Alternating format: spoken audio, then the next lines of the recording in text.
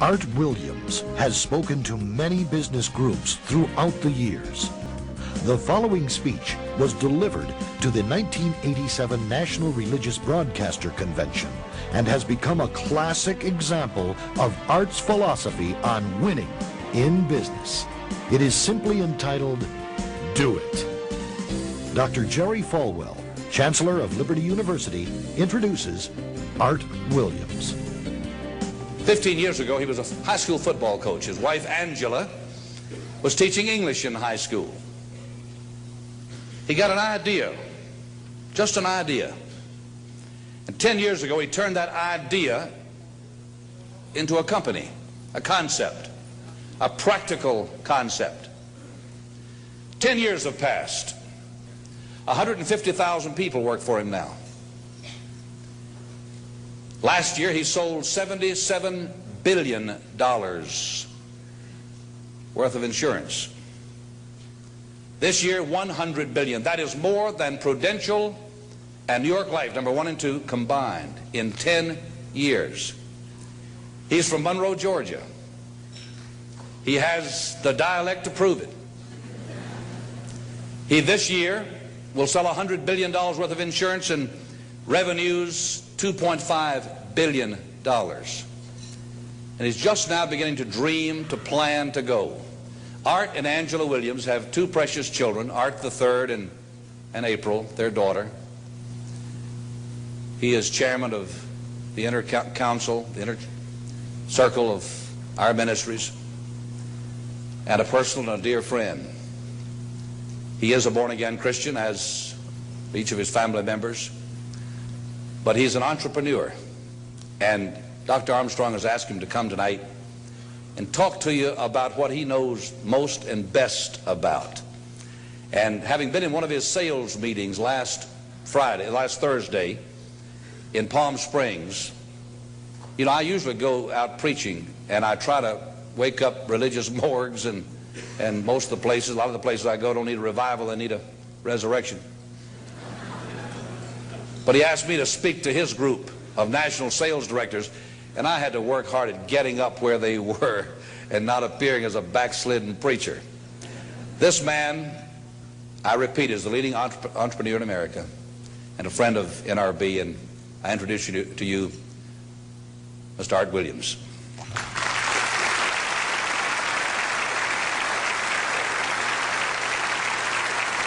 Thank you. Thank you, Jerry. And I tell you, I don't know if I've been this nervous in a long time. This is the most intimidating thing that I think's ever happened to me.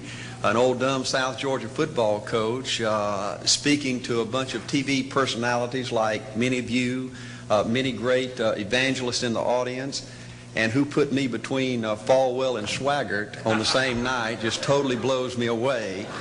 But I'll try to give it my best shot. I was asked to talk to you about how to win in business. I think it's a good subject for you to think about, because I believe business in America is in a crisis situation today. All you have to do is read the paper and every month see our trade deficit, and it's just a very depressing situation. And to speak to you about how to win in business, there's a lot of obvious things I could talk about. You first have to find a need. You've got to fill a need for a consumer out there. You've got to have a market. You've got to have somebody to sell your product or your service to. You've got to, if you really want to get big and win big, you've got to have a uniqueness. There's got to be something a little bit different from you than all the competition out there. But by far the most important thing you've got to have to win in business in these United States today is a very unique kind of mental toughness. I believe the difference in winning and losing in the free enterprise system is so small, it's almost too scary to talk about. You can do 99% of the things right in business, and yet if you don't possess what I call that winning edge, that mental toughness, folks, it's impossible to win. I believe the thinking in corporate America has been screwed up over these last 20 or 25 years, and I believe this screwed up kind of thinking started in our big liberal universities today. I believe a college degree in business from most universities today is not worth the paper it's written on. I just had a son graduate from the University of Georgia a few months ago. The reason I think that is because most of these professors in most of these universities today hadn't got enough common sense to get in out of the rain. They don't have any idea what it takes to win out there in the real world. They deal in a bunch of theory. These people have tried to fill up corporate America with this kind of thinking. These are the special people. If you're born rich, if you're born on the right side of the track, they rule you, the privileged class in America. If you're born poor from an average, ordinary background like I came from, they say you're supposed to give up all your big dreams and all your big ambitions and all your big hope. If you have a high IQ, they rule you brilliant. If you have an average IQ like me, they say you ought to drive a truck or be a janitor. Well, bull. That ain't the way. That ain't the way it is, and that ain't the way it ever was. They ain't nobody ever designed a test, nor will they design a test that can measure the heart of a man or a woman. The things that are unique to winning in business in America today are not outside artificial things like IQs, college board scores, college degrees, and stuff like that. The key to winning in these United States is what's inside a person. It's your integrity. It's your people abilities. It's your character. I believe in developing this winning edge. I've got 10 or 12 points that I won't be able to go over with you tonight, but let me just give you a flavor of what I think you've got to do to succeed in these United States. Number one, you've got to get excited. Folks, I don't believe anybody will ever tell you anything more important than this in winning in these United States. 90+% of winning in anything you try to do in America today, you've got to be excited. People in America won't follow or believe in a negative, dull, disillusioned, frustrated, dadgum crybaby. People want people that are positive and excited and enthusiastic and tough. The greatest definition I ever heard, I thought about this 10 million times when I wanted to quit along the way of a winner. This guy said almost everybody in America can stay excited for 2 or 3 months. A few people can stay excited for 2 or 3 years. But a winner will stay excited for 30 years or ever how long it takes to win. Another key to building this winning edge and this mental toughness is you've got to become a dreamer again. You know, I'm a Methodist, and we just changed ministers a few weeks ago, and our new minister came in, and the church was just packed. And the first thing he said, well, it looks like everybody came out to see the monkey perform. And the second thing out of his mouth, he said, for a church to be a great church, you got to have a dream. If you don't have a dream, you're dead. And boy, I sat up and I said, man, me and this guy are going to get along good because he knows what he's talking about. See, folks, I believe in order to win, you got to feel good about yourself. When I was coaching football for 7 years back in Georgia, and I had a paddle in my coaching office, and it was about this thick and this long. And in the fat end, I had little holes bored in it so you could really get some speed and blister their little butt, you know, when they misbehaved. And I had a rule on my football team that if any kid said, I can't, if any football player heard one of my football players said, I can't, he got to bring him in the coach's office and give him 3 licks. And it took me about a month to get all that thinking out of my players every year, you know, and I'd have football players knock on my door at recess and at lunch and after school. And he said, Coach, he said it. Coach, he said it.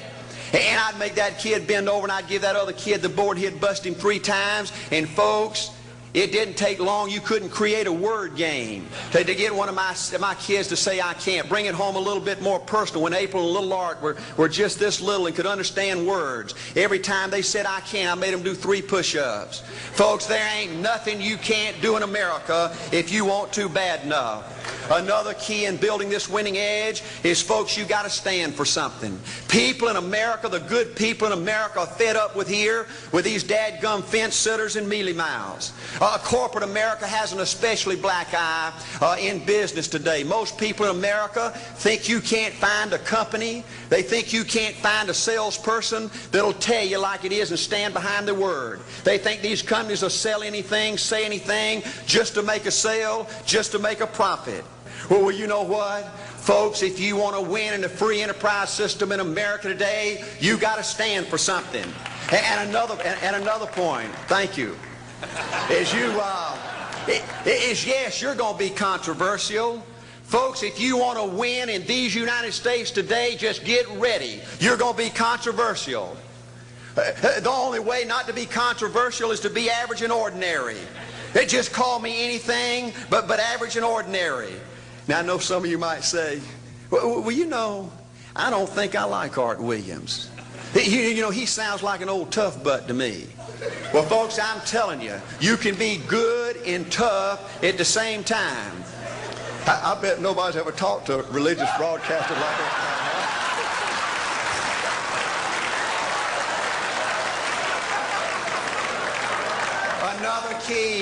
Another key to developing this winning attitude that'll give you a chance to do something great in American business is, folks, you've got to make a total commitment to what you're about. Do you know almost the American people have lost their toughness? They've lost their ability to make a commitment. See, folks, in trying to win in business, you're just going to have so many false starts. You think you get it going time after time, and you just get knocked back to ground zero, and it's your ability to compete, to pick yourself up off the mat one more time, to go for it one more time, that's going to determine success or failure. You know, we've got a divorce rate in America some 50% right now. You know, it just seems like that people that go in business today, they have an attitude, well, I'm going to stick my toe in it. If I start making all this money, get all these promotions, then I'll see this thing through. Well, folks, that's not the way it works. The first step to winning in business in America today is you've got to make a total commitment. Total commitment gives you that little extra ounce of courage you need to fight back through the tough times. Winning in business demands the same kind of commitment that winning in marriage demands. You know, I fell in love with my wife in the 2nd grade. Only girlfriend I ever had. We ran off and got married our freshman year, had both of our children before we left college. We're true business partners in marriage. We go everywhere together. I spend more time with her, been married to her 26 years, now I got 2 grandbabies, love her more today than I ever have. But I don't like her all the time. There's a bunch of times every day that I don't like her. You know, I'm a nut about brushing my teeth. You know, if I can get the toothbrush, I'll brush my teeth 4, 5, 6 times a day. And Angela's always forgetting everything, you know. And she always leaves the cap off the toothpaste, you know. And when I go in there to brush my teeth, the cap's off. It's got that hard little crust around the edge. You know, it just burns me more than I can tell you, you know. And I get on Angela's nerves about a lot of things. You know, we were having dinner last week, and every time we get through, Angela kicks me under the table, you know, and gets me back in my room and says, "Art, you ain't got no class." You know, I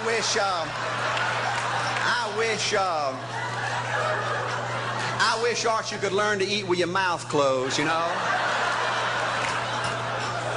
But see, folks, if you want to win in business, everything's not going to work out like you want it to, but you got to be committed. I want to have great kids. I want to have a wonderful relationship. I want to have tremendous grandbabies. Another key in building this winning edge in business is you've got to learn to treat people good.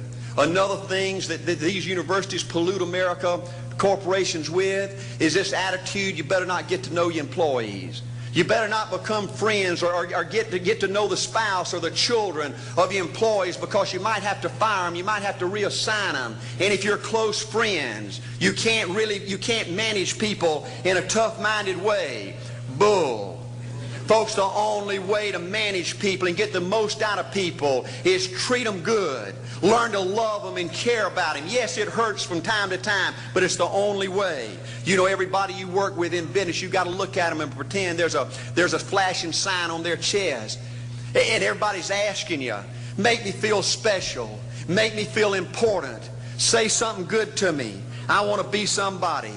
Another key of winning in business in America today is, folks, you've got to establish the right kind of priorities. First company I went with 15 years ago was ITT. When I was out there struggling, dying every day, wanting to quit and go back in coaching 1,000 times, my first heroes in this business were vice presidents at ITT making $40,000 or $50,000 a year. And I said, man, if I could ever get to be that kind of person, it'd be a dream come true. I couldn't want any more out of life. A few years later, I earned the right to get promotions to that level and found so many of my heroes in business, their personal lives were a disaster. They were alcoholics and divorced 3 and 4 and 5 times. I just read an article by the author of In Search of Excellence, and I saw where he says, I can't find evidence of any successful business person in America that's not tunnel vision, that just doesn't give everything to business. Folks, I said back then, 15 years ago, that if that's the price you've got to pay to win in business, it's not worth it. 15 years later, a multimillionaire, Folks, I can stand and preach to you that you can't separate your personal life from your business life. God's got to come first. Your family's got to come second. And business has got to come third. And I believe if you have a lousy spiritual life and a lousy personal life, long range, it's going to be devastating to your business. Another thing in building this winning attitude.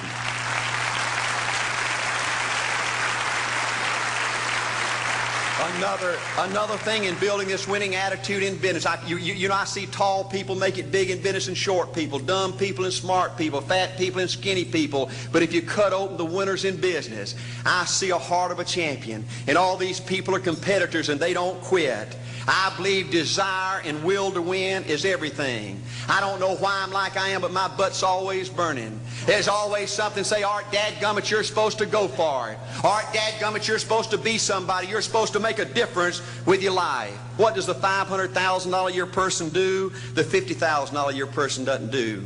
You look at the outside and study those two individuals, everything seems to be the same. They both are the same sex, they both are the same age, they have the same training, the same positions, the same contract, the same fringe benefits. They both are successful, they work hard, they're good family people, make tough commitments. But what's the difference? What does the $500,000 a year person do? The $50,000 a year person doesn't do.